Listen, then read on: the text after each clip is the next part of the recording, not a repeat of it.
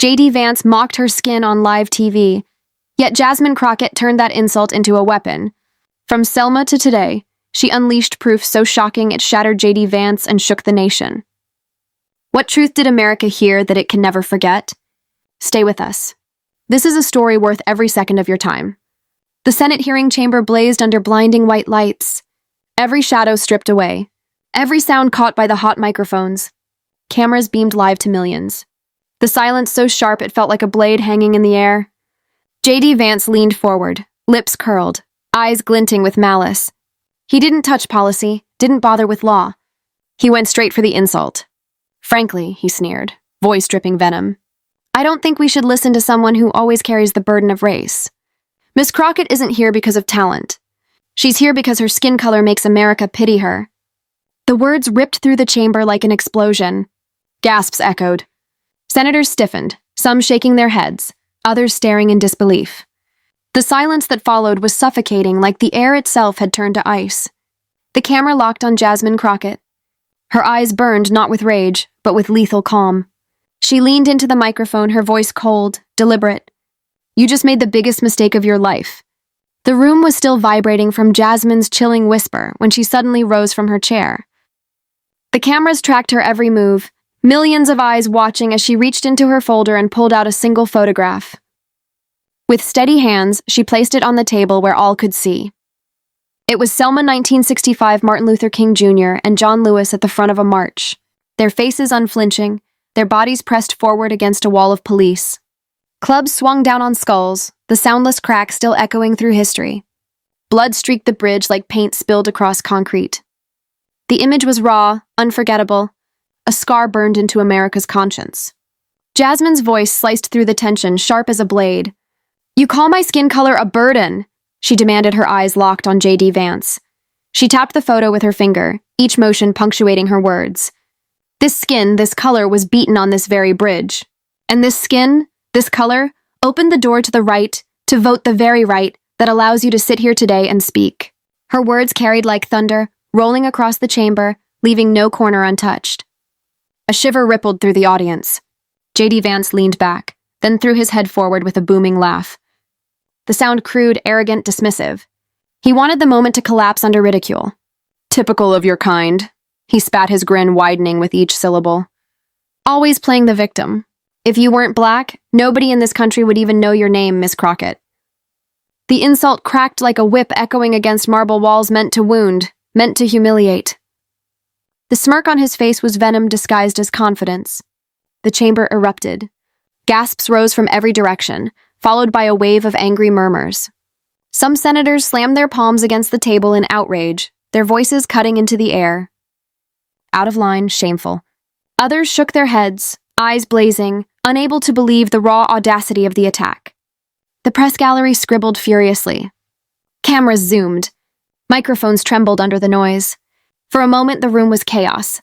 And yet, at the center, Jasmine stood still as a stone pillar, unflinching, unbroken. She didn't retreat. She didn't blink.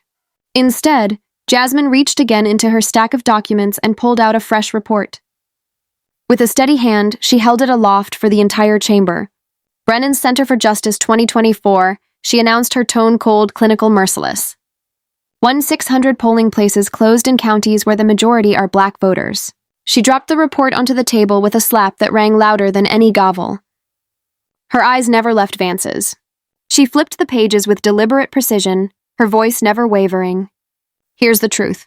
The average wait time for black voters is 51 minutes. For white voters, 18 minutes. That's the difference. That's the gap. That's the reality. So tell me, Senator Vance, what exactly do you call this? Her question struck like a hammer, each word heavier than the last, pounding into the silence. For the first time, Vance's smirk faltered just for a flicker of a second. But Jasmine wasn't finished. She gestured, and instantly the large screen behind her came alive. A clip began to roll, footage from Georgia 2020. The chamber fell into stunned silence as the images played. Black men and women standing in endless lines that curled around buildings and streets, waiting hour after hour just to cast a ballot. Rain poured down, soaking through jackets, dripping from umbrellas that could no longer hold.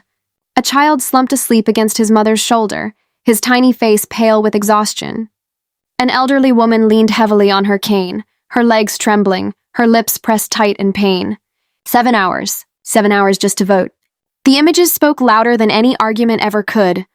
The audience in the chamber stirred, some covering their mouths, others shaking their heads with fury. Then the voice of J.D. Vance pierced through the footage, furious, defiant. He slammed his hand against the table, his fist rattling the microphones. "That's nothing more than a few isolated cases," he shouted, his face red with anger, his voice cracked with venom, his words spit into the air like bullets. Black people always want to exaggerate, always desperate to act out some sob story, always turning hardship into a pity play. The fury in his tone cut through the chamber like barbed wire, each word dripping with disdain.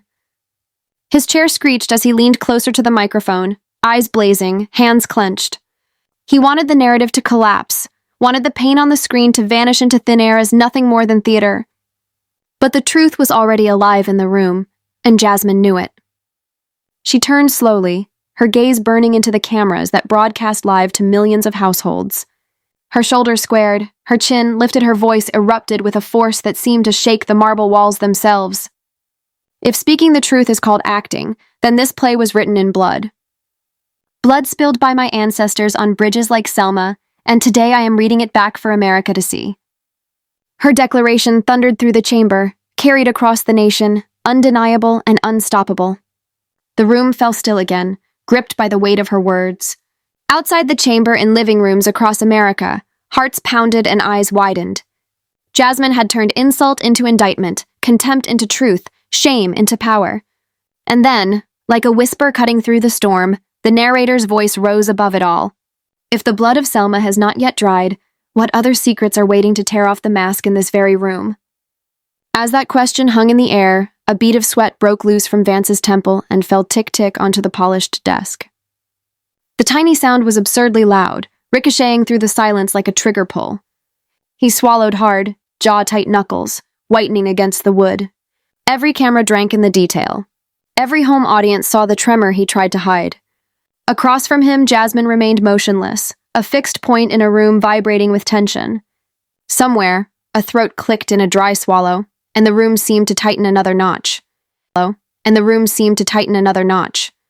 She sat back, eyes locked on the photograph of Selma lying before her, a window to a bridge, bleeding history.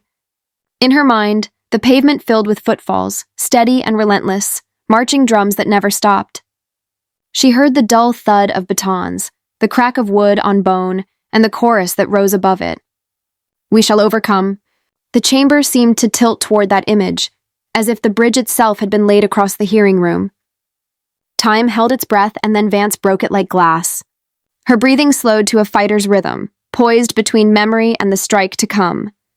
She let the silence sharpen like a blade just for now.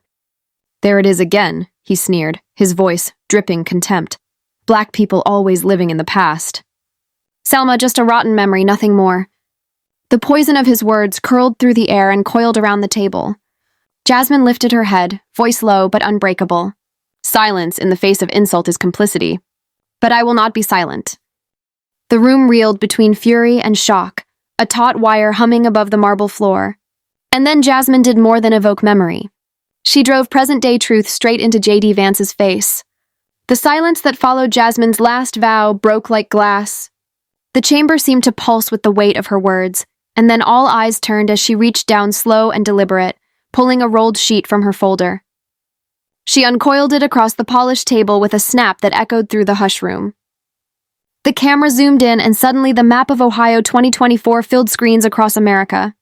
Red slashes cut savagely through the counties, each mark like a wound gouged into the paper.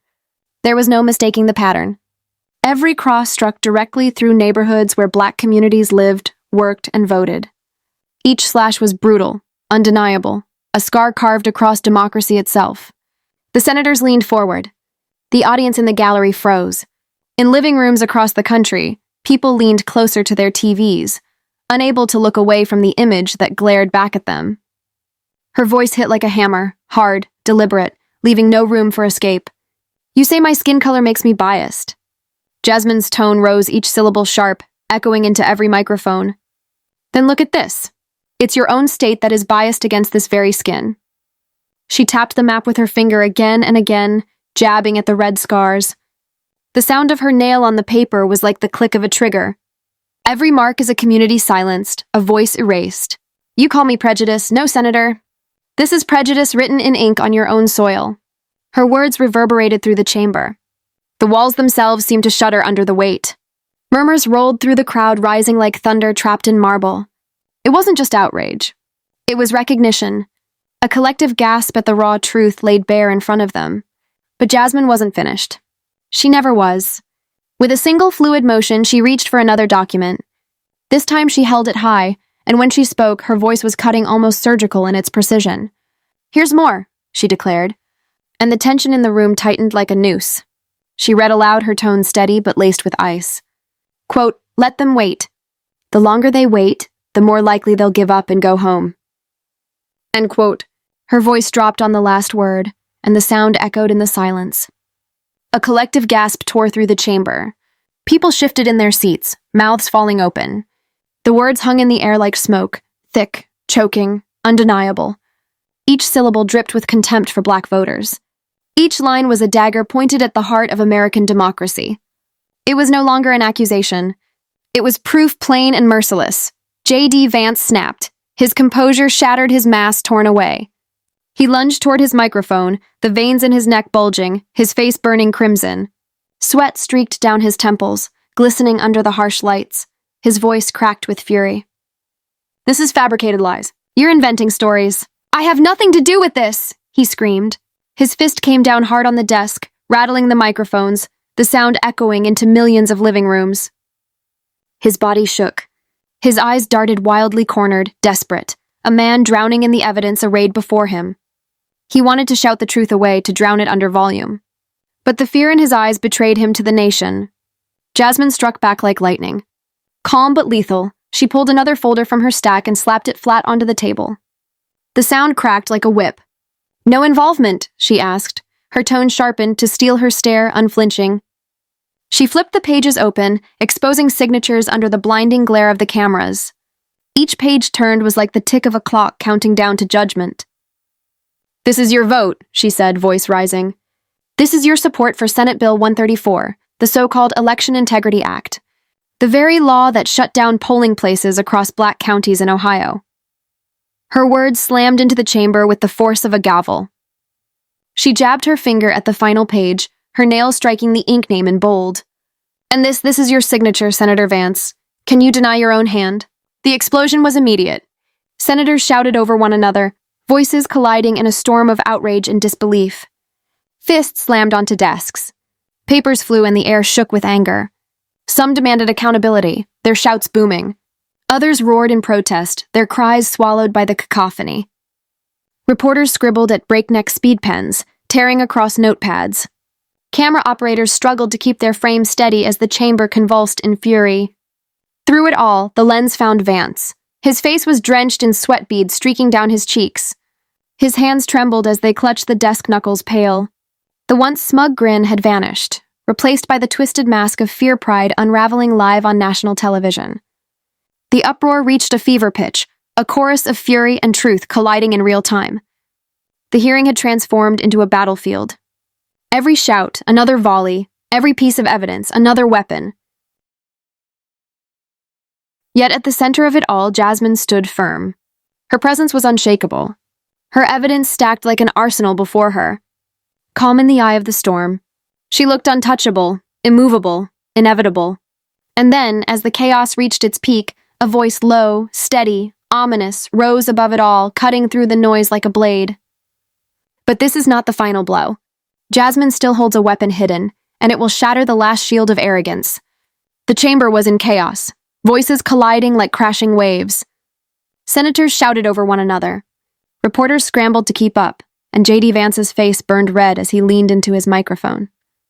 His voice cracked, jagged, unraveling under pressure. Lies. She twists everything he shouted, but his tone wavered every syllable, betraying the tremor in his throat. He pounded the desk with his fist. Yet the thud sounded hollow, empty, the gesture of a man slipping out of control. The more he tried to fight back, the more the cracks spread across the mask he had worn so confidently at the start. The cameras caught it all, but then they shifted, panning away from his frantic rage to lock on Jasmine Crockett. She was the opposite of his storm, silent, immovable, her breathing steady.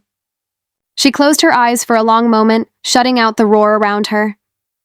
In that quiet within, she seemed to be listening to voices beyond the room, the echoes of Martin Luther King Jr. and John Lewis. It was as though she carried them with her, a private conversation that gave her strength.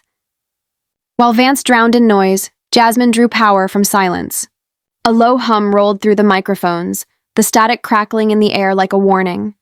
The harsh white light struck her face, catching every line of resolve, every edge of focus. When her eyes opened, they were no longer calm. They blazed molten steel forged in the furnace of history. The chamber seemed to lean back at the sight, the fury of one man paling against the fire of a single woman who refused to yield. Slowly, deliberately, Jasmine reached into her folder and pulled out a sealed red envelope. She placed it flat against the desk, then pressed it down with a sharp smack. The sound cut through the chamber like thunder, silencing every voice at once. The uproar collapsed into stillness. Hearts pounded, breaths caught. It was as if time itself froze every second, hanging heavy. The camera zoomed in the red seal glowing under the lights. The silence was total, suffocating electric. A narrator's voice broke through like a knife sliding across glass. Inside this envelope is not just paper, but a voice that will leave America in absolute silence. The chamber held its breath as Jasmine's hand hovered over the sealed red envelope. Every camera zoomed in, every microphone buzzed with static, as if the room itself sensed what was about to come. With a sharp rip, she broke the seal. Slowly, deliberately, she pulled out a thick report stamped in bold HUD 2022, Discrimination in Housing and Lending. She held it high so no one could claim not to see. Her voice sliced through the silence. According to this federal report, Black applicants are 40% more likely to be denied mortgages compared to white applicants with the same income. 40%. This isn't the past. This is now. This is happening under policies defended by Senator Vance and his allies. She slapped the report onto the desk, the crack echoing like a gunshot. The data lay there, black ink, bleeding truth into the marble chamber, undeniable, irrefutable. The room buzzed, but Jasmine wasn't finished. She reached under the table and pulled out a small black speaker. The sight of it alone sent a ripple through the audience. But numbers, she said coldly, are only half the truth. Sometimes you need to hear the rot in its own voice. She pressed play. A voice filled the chamber, low sneering, caught forever on tape. Black people always complain. Just make them wait. The longer they wait, the more likely they'll leave. Senator Vance agreed with me in that meeting.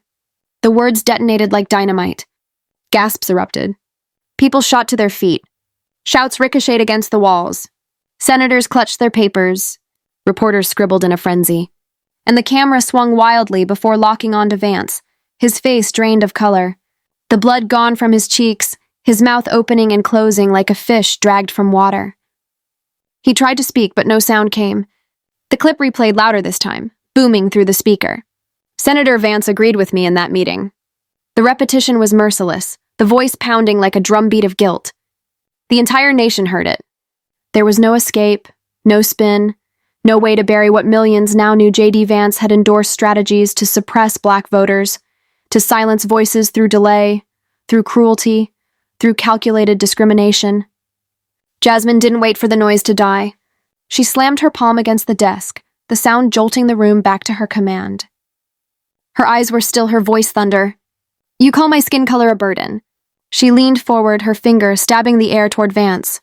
No, Senator. The burden is the shame you carry. The shame of conspiring to strip Black citizens of their rights. The shame of standing behind policies that choke opportunity. The shame of agreeing to silence democracy itself. The chamber exploded.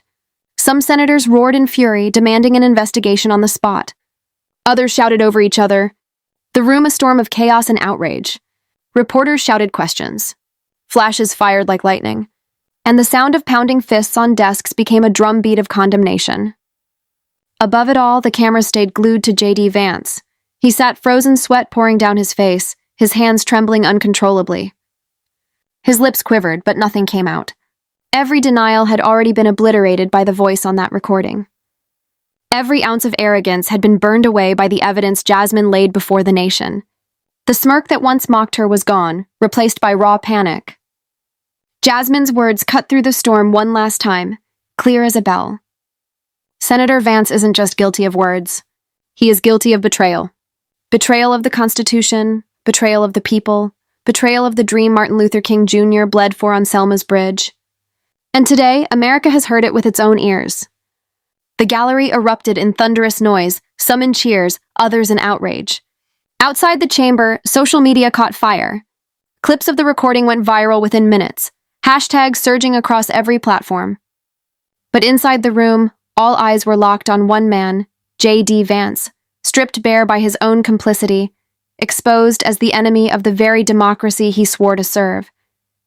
The recording's final echo still hung in the air when Vance snapped.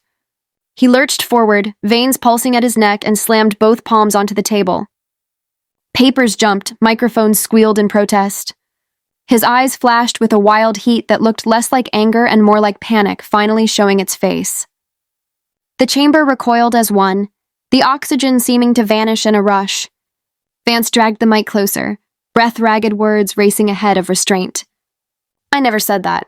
This is staged," he roared, striking the wood again for emphasis. The blow rang hollow, a weak drum beat against the tidal roar of the evidence. He repeated it louder, as if volume could scrub the stain, now burned into millions of screens. Staffers shifted in their seats, unsure whether to step in or shrink back. Senators traded glances that said everything without a word. The cameras inched closer until the frame held only sweat glare in a cornered man. Then Jasmine pressed the button and the room heard it again. The same oily cadence of the advisor, every syllable preserved like a fingerprint. Black people always complain. Just make them wait. The longer they wait, the more likely they'll leave. Senator Vance agreed with me in that meeting. Beneath it, faint but unmistakable, came Vance's own mocking chuckle, a cruel punctuation mark he could not outrun. The playback? Not outrun. The playback? Rolled a second time louder, sealing the moment in iron. Truth did not need permission to repeat itself. A woman in the gallery lifted a hand to her mouth and stayed frozen there. A veteran in the second row shook his head slowly, jaw clenched, eyes wet. Across the dais, a committee member shut his eyes in disbelief, then opened them to stare straight at Vance. The murmur in the chamber shifted from confusion to consensus with the gravity of a verdict. No one needed a commentator. The tape had spoken in a language every citizen understands. Silence, for once, did not protect the powerful. Jasmine Rose's spine aligned like a spear and set her palm upon the photograph of Selma. The room's light seemed to collect on the gloss of the image as if the bridge itself had stepped into the present. Her fingers spread across the paper tender and unafraid, honoring the blood that once slicked that concrete. She lifted her chin and squared her shoulders toward the nation. When she spoke, the microphone steadied as though bracing to carry a verdict. Her voice carried the precise weight of a bell at midnight. "You insult my skin," she said, unwavering. "But this skin carries the blood of Martin, the blood of John Lewis, the blood of everyone who came before me. The names struck like pillars driven into bedrock. You will not bury their dream, and you will not bury me."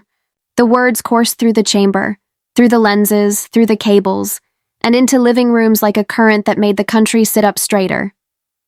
Whatever else would be argued later, this moment stood like a monument. The release was tidal. Chairs scraped back. People rose. The first clap cracked the hush. Then applause became a storm. The gallery pounded the rails. Staffers forgot protocol. Senators who had frowned all afternoon let their palms burn. Camera operators pulled wide to catch the wave, then punched into the reason for it. In the center, Jasmine stood steady, hand on Selma, eyes forward unbroken. Across from her, J.D. Vance lowered his head.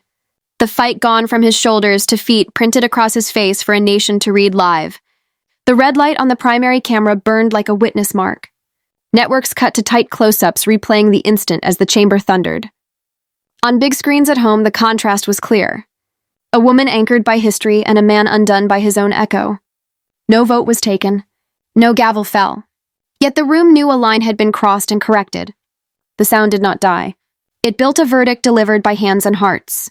In that roar, the live feed etched Vance's bowed eyes into the record. A lesson broadcast without a single extra word. As the thunder inside the chamber spilled into the hallways, the country met at Hedden. In newsrooms from D.C. to Denver, editors slammed palms on desks and barked for copy.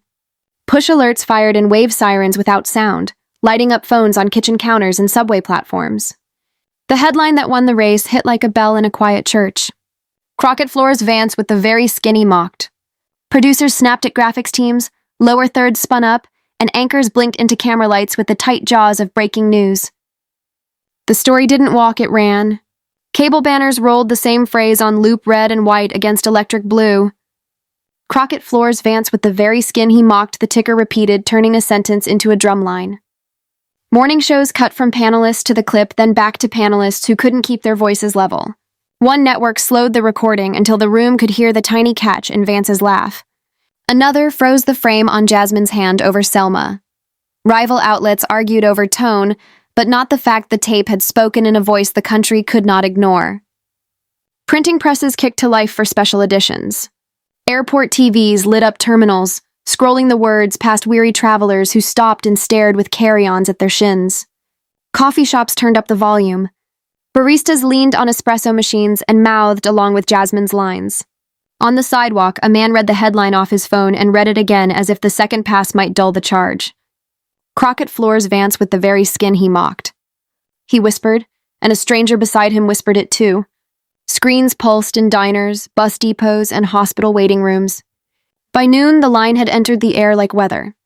In the streets, the answer came on feet. People stepped out of churches, schools, barbershops, and union halls carrying three kinds of photographs: Martin Luther King Jr., John Lewis, and Jasmine Crockett. The faces stared forward in black and white, and in color, 3 decades of courage braided into one march. Drums began with a murmur and rose to a steady pulse. Banners snapped like sails when the wind caught them at corners. The route wound past carouses and city halls, past murals and boarded storefronts that had been watching for years. Traffic slowed, then stopped, then yielded without complaint. Atlanta moved first sweet tea sweat on the back of summer shirts. The marchers singing under a hard sun. Detroit followed with voices that rolled down woodward like thunder shaken loose from a factory floor. In Cleveland, elders in folding chairs tapped canes against the pavement and taught children the cadence to "We Shall Overcome," not as a memory, but as a map. Hands lifted the photo of John Lewis until it caught the light. Hands lifted Jasmine's until her face filled a second-story window. A hand-painted sign rose above them. "All we shall overcome today." Living rooms filled with the soft blue of afternoon TV. And older viewers sat forward as if closing distance with their own history. A woman in Birmingham pressed a tissue to her eyes and said, "I saw Selma on TV in '65. I'm seeing it again, but this time they're listening." A retired steelworker in Pittsburgh nodded to a silent beat only he could hear. On a farm in Kansas, a veteran resting his cane against the coffee table felt his chest ache in a familiar way and didn't mind it. The headline scrolled, the tears did too. "Selma is alive in Congress," a gray-haired pastor told the set. At a church basement on Chicago's South Side, folding chairs scraped concrete and became a circle. The room held a hush broken by one voice and then another quiet testimony, short and exact. "I remember the dog," said an elder with a tremor in her hand. "I remember the hoses," said a man whose back still stiffened in rain.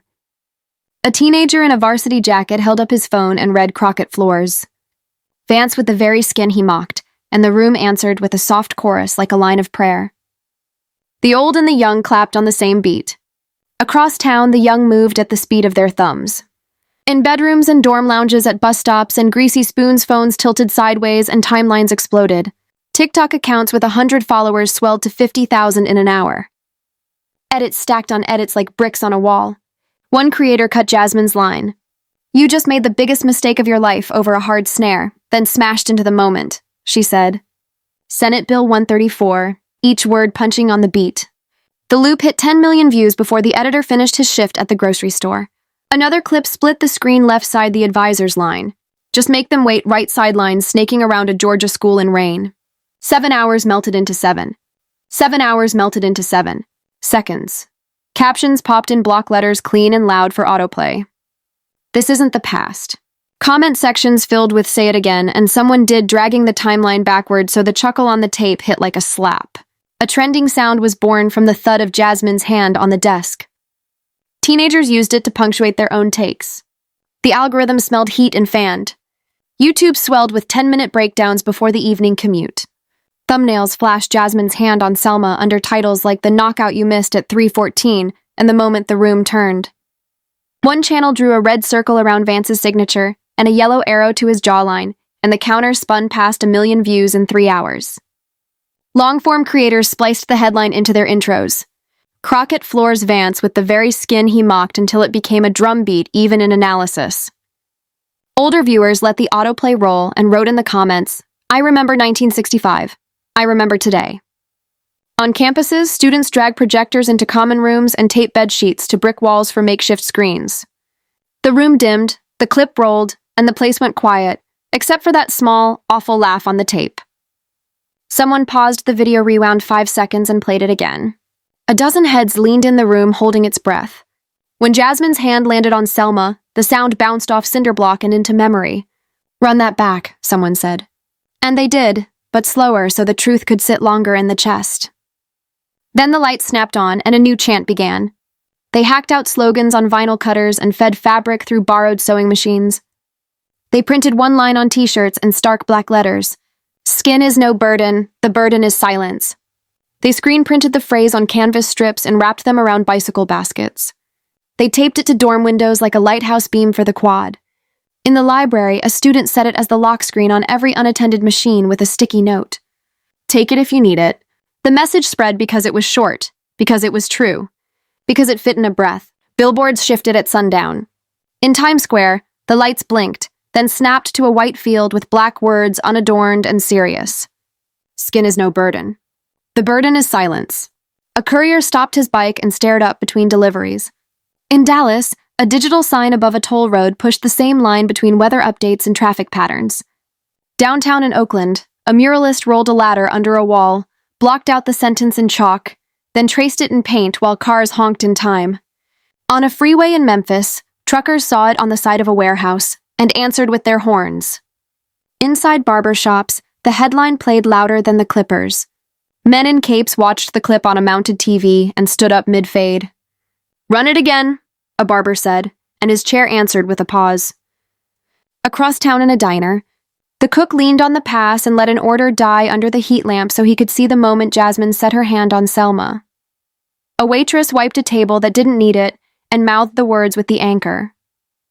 In a grocery line, a father read the slogan off a stranger's hoodie and gave a small, grateful nod. Taxi radios clicked from music to news and drivers adjusted mirrors to catch the crawl. A bus hit a pothole and someone at the back called out, "Play the tape." And a dozen phones lifted like a salute. A playground fell quiet for 30 seconds while a teacher showed other teachers the clip with the caption burned into the corner. "Skin is no burden. The burden is silence." The kids repeated, testing the shape of the words, then shouted them like a cheer and went back to tag. A city felt itself wake up a little more. News desks kept the crawl moving, but the set pieces got bigger. One network built a side-by-side timeline. Selma 1965, Congress today. Another brought on an archivist who placed Dr. King's handwriting next to Jasmine's quote and let the audience reach its own conclusion. The fact checks held, the numbers held, the recording held. The only thing falling apart was the defense that had once sounded so confident. Between segments, the headline still ran. Crockett floors Vance with the very skin he mocked. It looked less like a headline now and more like a record written down. A small museum in Montgomery put 3 frames side by side on a temporary wall. Martin on the bridge, John in the helmet with blood on his coat, Jasmine with her palm on Selma's gloss. Visitors clustered shoulder to shoulder and moved in a slow line. The quiet inside like the quiet before a hymn. A dissent with a cracked voice said, "You're seeing one story." And a child said, "No, we're seeing 3. In the corner, a bowl of buttons waited with the new line stamped on white plastic. The bowl emptied by closing time. When night came, the streets didn't empty. They changed color. Marchers carried battery candles, and the photographs glowed in soft halos that made old faces look near. A trumpet found a high line over the chant. A snare carried the pace on a rolling bounce. 100 sneakers tapped the beat into concrete. Someone lifted a portable speaker and hit play. And the advisor's voice leaked into the block party of protest like a ghost who didn't understand he was dead.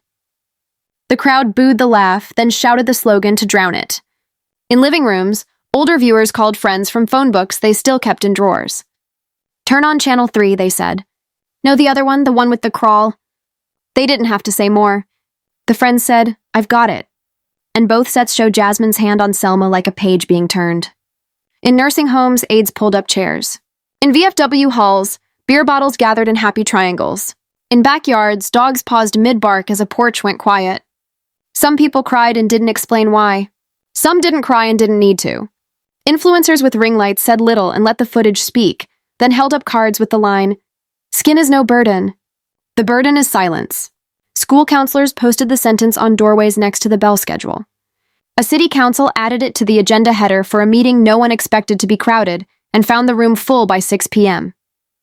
The phrase floated across screens at halftime of high school games. Because a student in charge of the scoreboard made a choice. No memo needed. The country understood the assignment.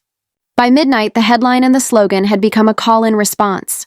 Crockett floors Vance with the very skin he mocked. The TV said, "Skin is no burden. The burden is silence," the street answered. The chorus moved from cars to windows, from windows to balconies, from balconies to corners, where people stopped and said the line together. It wasn't a trend, it was a pulse. And everywhere the pulse went, it carried 3 portraits and a bridge that refused to fade. As the applause drained into a live wire quiet, we moved from the shock of the room to meaning of the arc that carried it. The line of the story is straight enough to cut an insult, lit the fuse. The past raised the moral ceiling, the present delivered receipts, and the hidden record closed the case. First, the sneer tried to compress a woman into the surface of her skin gambling. That humiliation would disorient the witness and tilt the chamber. Instead, the cruelty clarified the field and put every camera on alert for truth. Second, the photograph of Selma walked into the hearing like a sworn witness, batons and blood preserved as evidence. Not nostalgia. Finally, the sealed envelope held the precision blow, a federal disparity on paper and a voice on tape that linked intent to method. Consider the middle turn where the present tense squeezed the air out of evasion. The Ohio map spoke in red crosshatches over black neighborhoods, visible from the back row and legible in 1,000 living rooms. The leaked email converted strategy into sentence, "Keep them waiting until the right to vote feels like punishment." The numbers did not posture. They measured minutes, doubled polling sites, erased lines bending into night. Accusations of bias evaporated against evidence that does not blink. You do not debate a stopwatch. You read it aloud. Then the envelope opened and the room's oxygen seemed to thin by half. The HUD report made no speech. It printed a disparity so blunt it rang like an alarm. Black borrowers denied at rates 40% higher than white borrowers with similar means. Next to it lay the paper trail that tied vote to law and law to author, making abstraction answer to a signature. The audio finished the circuit, carrying the advisor's contempt down a wire and laying it at the very microphone that denied it. Under the sneer, a laugh betrayed complicity. Under the laugh, the nation heard the plan. Step back, and the structure explains the grip it found on millions. A provocation produced motion. The past provided gravity, the present proved pattern, and the record removed doubt. Each beat moved closer. Camera to photograph, document to signature, voice to man, until distance collapsed, and the audience could feel the chair under its hands. The hearing played like an action scene because the cuts kept tightening. That is why even the quiet felt loud. The camera kept tightening its grip on truth relentlessly, so place Jasmine in the line that runs through American courage and the picture sharpens. Rosa Parks did not raise her volume. She raised the cost of indifference by refusing to surrender a seat. Her discipline taught that dignity can be a lever big enough to move policy, and that quiet can roar when it refuses to budge. At the table, Jasmine repeated that physics. She did not meet insult with noise. She met it with posture. The steadiness of her gaze turned contempt into evidence the way a still photograph turns into testimony when placed under oath. One refusal in a bus found its echo in one refusal to bow. Then Martin Luther King Jr. enters the frame, marching a promise across asphalt and teaching a republic to grade itself by a dream. He braided scripture, statute, and song until conscience and law began to walk in step. When Jasmine slid the Selma photo under the lights, she did not merely invoke him. She restored his evidence to jurisdiction. The bridge became an exhibit. The baton, a hostile witness. The dried blood, a question that still demands an answer. Dreams endure when they remain on the docket. John Lewis stitched courage to procedure and turned time into a tool.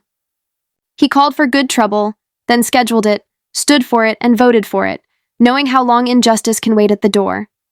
His lesson was that endurance is not passive. It is counted, recorded, and public.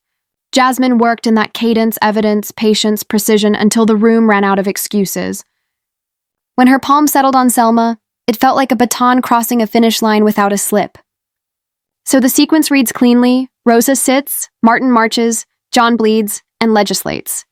Jasmine prosecutes the case in a chamber wired to the world. The eras differ, but the current stays the same. Dignity that will not bow and truth that will not hush. Heroes do not repeat each other. They rhyme, giving a country a meter to walk by. In that meter, Jasmine's voice hit the downbeat precisely when the room tried to rush ahead. The chain is not nostalgia. It is instruction written in living hands.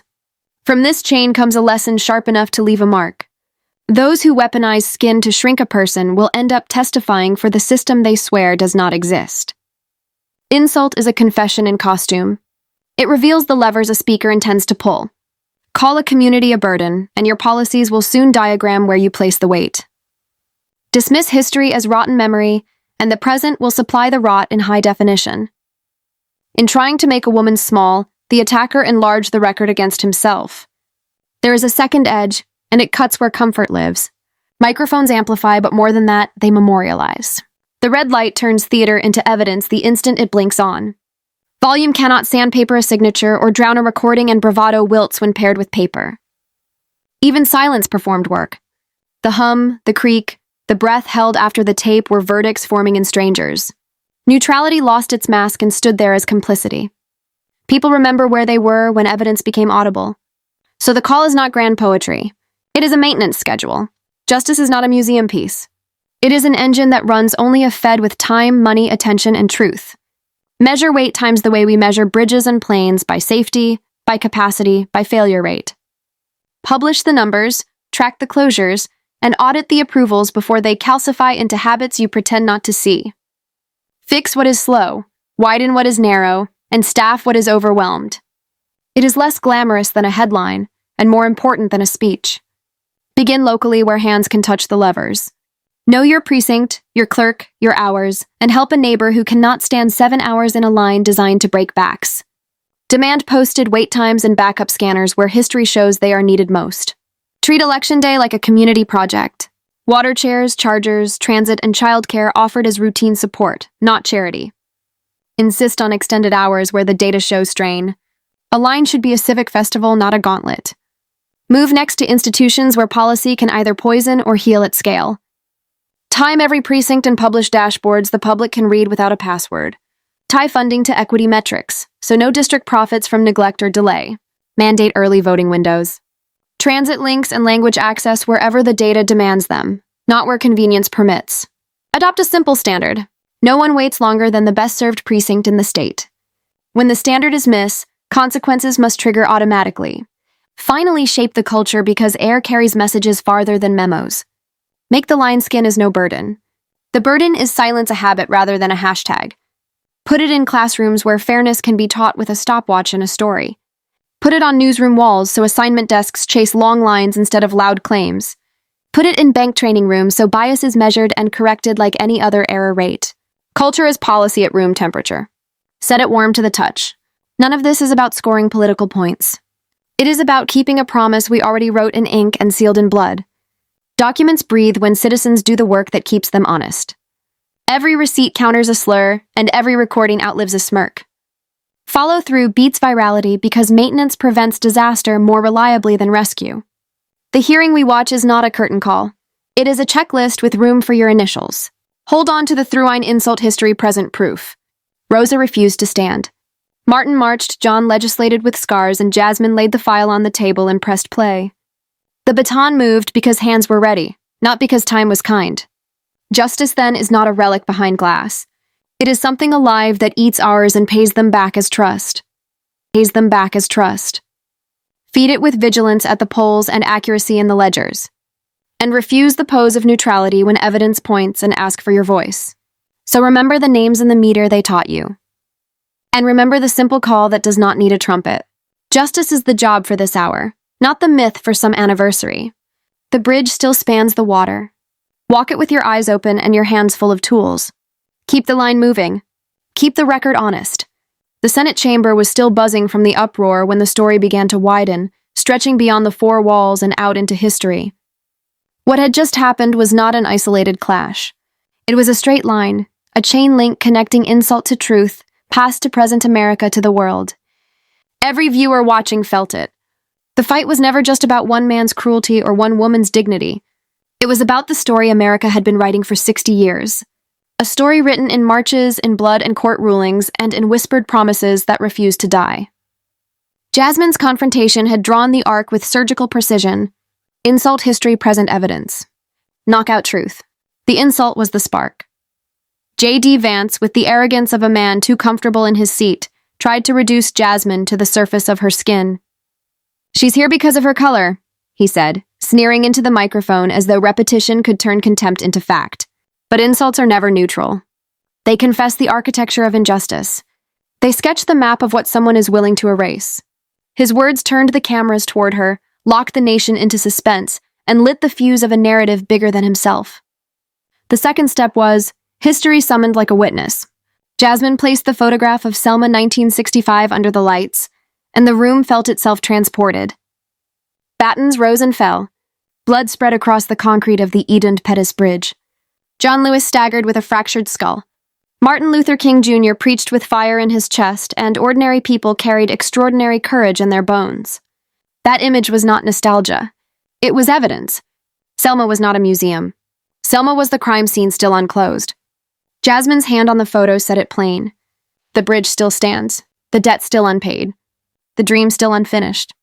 Then came the third beat, the present. Ohio 2024 in red slashes across a map.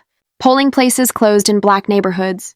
Minutes stretched into hours for voters who carried the same dream as Selma, but faced new barriers. The tactics had changed. The cruelty had not. Where once the weapon was a baton, now it was a statute. Where once they used clubs to drive people from the polls, now they use delays, ID restrictions, and integrity laws that disguise suppression as order. The effect was the same. Voices silenced, democracy strangled. Jasmine's finger on those red marks made the past and the present collide. And millions watching at home realized what they were seeing. Selma had not ended. It had evolved. And finally, the knockout. The envelope torn open, the HUD report laid bare, the federal statistics printed in black ink. Black borrowers denied loans 40% more often than white borrowers with the same qualifications. A signature on Senate Bill 134 tying Vance to the very law that enabled Ohio's suppression. And then the voice, his advisor, sneering into the microphone, repeating the words that sliced like a blade. Just make them wait. Senator Vance agreed with me in that meeting. Then came the cruel laugh, faint but unmistakable, that sealed his complicity. This was not rumor, not speculation, not theater. This was evidence, knockout truth. The chamber collapsed under the weight of it, and J.D. Vance collapsed with it. That was the trident Jasmine drove into the heart of the hearing insult history. Present evidence proof. 4 steps, 1 arc, leaving no escape. And it echoed far beyond Washington. The contrast that held America spellbound was simple Selma 1965 versus Selma 2025. One side showed troopers swinging clubs into the bodies of peaceful marchers. The other showed politicians wielding statutes like invisible batons, turning laws into barricades. The tools changed, but the aim was the same. To deny, to silence, to fracture democracy along the lines of color. It was violence in 2 languages, the physical and the procedural. What Jasmine exposed was that 2025's cruelty was more dangerous because it was hidden in ink and time disguised as bureaucracy cloaked in order. Where 1965 shocked with brutality, 2025 suffocated with patience. Wait, the system whispered. Wait until the line is too long. Until your child gets hungry, until your body cannot stand. Wait until your voice no longer matters. And Jasmine said no. The comparison refused to stay in America. Apartheid in South Africa echoed with its own cruelty dressed as law passbooks, racial categories, the denial of freedom in the name of order. It took global outrage to bring that system down the same way Selma forced America to confront its hypocrisy. Then the frame shifted again. Minneapolis 2020. George Floyd's breath crushed under a knee. A man's final plea, "I can't breathe," turned into a global cry for justice. Millions marched across continents from London to Lagos, proving injustice has no borders, and neither does the demand for accountability. And now, in 2025, Jasmine Crockett in a Senate chamber continued to chain one more link in the global fight for dignity.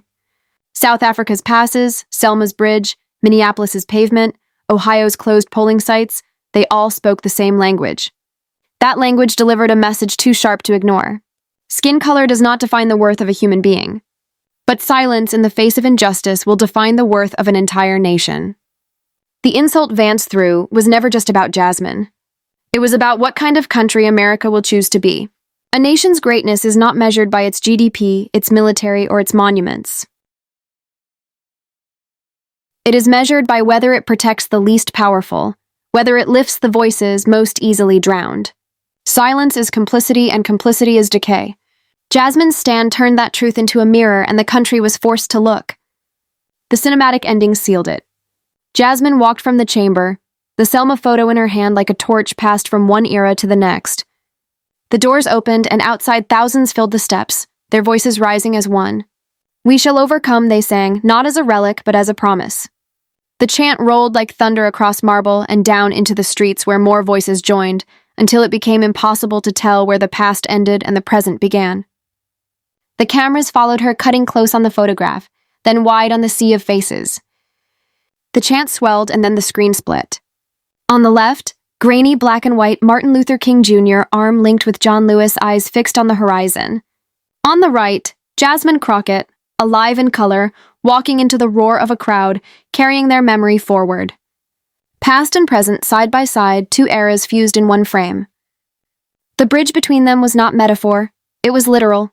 Built by blood, built by courage, built by refusal. Martin and Jasmine, two figures divided by decades, but united by truth. The image lingered, the chant carrying into silence.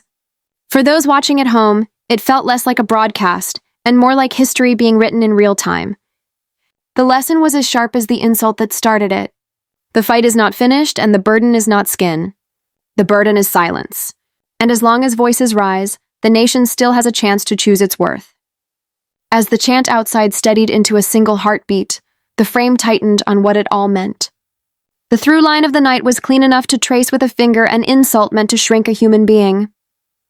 A photograph that dragged history into the light, a present-day map that turned denial into smoke, and a recording that nailed complicity to the table. It moved like a 4-beat drum provocation, memory, evidence, confession. The hearing felt like an action scene, because every beat closed distance camera to face photo to bridge map to neighborhood voice to name. No monologue could survive that sequence. It wasn't rhetoric. It was a relay of receipts. The fuse Vance lit with contempt burned straight to the charge that blew his defense apart. Put Selma 1965 beside Selma 2025, and the difference is disguise, not intent. In 1965, the weapon was obvious: clubs raised high horses, driven through crowds, tear gas, turning breath into pain. The bridge carried bruises you could photograph and injuries a doctor could chart. In 2025, the weapon smiles from paper-clo precincts, ID hurdles, hours that stretch until bodies give up. One brutality comes fast from a baton, the other comes slow from a statute. Both end at the same locked door with the same people standing outside. The Ohio map made that slow brutality visible county by county, cross by cross. You didn't need a pundit. You needed eyes and a pulse. The red slashes did not explain themselves with spin. They explained themselves with pattern. And the pattern ran toward black neighborhoods like water running downhill. Then the leaked email turned motive into a sentence. Let them wait. The longer they wait, the more likely they'll give up and go home. The cruelty wasn't accidental. It was engineered. A line that long is not a glitch. It is a gate. When the red envelope opened, the room's temperature fell a few degrees. The HUD report did not shout. It printed black borrowers denied at rates 40% higher than white borrowers with similar means. Numbers are cold until you set them beside a mortgage that never closed, a school move that never happened, a business that never opened. Then they burn, and the recording, oily, unmistakable, completed the circuit contempt in a private room plugged into policy in a public one. The laugh at the end wasn't loud, just final. Now place Jasmine in the living chain that runs through American courage. Rosa Parks did not raise her voice. She raised the cost of humiliation by refusing to move. That steadiness rippled outward until a city and then a country recalculated its tolerance for petty cruelty. Dressed as rules. Martin Luther King Jr. marched a dream across concrete and taught a nation to measure itself by promises it had already signed. John Lewis carried that dream over state lines and through committee rooms, turning courage into statute and scars into leverage. Tonight, Jasmine stood where all three of them still stand on the line between insult and law. What they share is not style, but rhythm. Rose's no made the bus a courtroom. Martin's march put morality on the docket. John's vote turned conscience into calendar. Jasmine's palm on the Selma photo forged the exhibit label, and her evidence laid the case file down. The rhyme is plain sit, march, legislate, prosecute. Different verbs, same spine. The baton passed hands without losing speed because each grip respected the weight. Stretch the frame and the same pattern appears across oceans. Upper Tide did not always need a baton when a passbook could do the job. Control lived in an office as easily as on a street. The world learned to spot the trick law shaped to humiliate as just a club with nicer shoes. Minneapolis 2020 reminded us that brute force still survives too. A knee on a neck, a sentence begging for air. A city that carried that breath for him in the millions. Those images do not compete. They complete. Tonight's hearing braided them. Paperwork cruelty and street cruelty, two hands on the same throat. That is why the message hit like a bell. Skin color does not define the worth of a human being, but silence in the face of injustice will define the worth of an entire nation. The first sentence rescues dignity from the shallow end where bigotry tries to drown it. The second drags responsibility into the deep end where nations are judged. You can't hide behind neutrality when a stopwatch and a map are testifying. You can't plead ignorance when a recording repeats itself. Silence isn't peace, it's permission. Notice how the room itself learned. At first, people watched like an audience. By the end, they listened like a jury.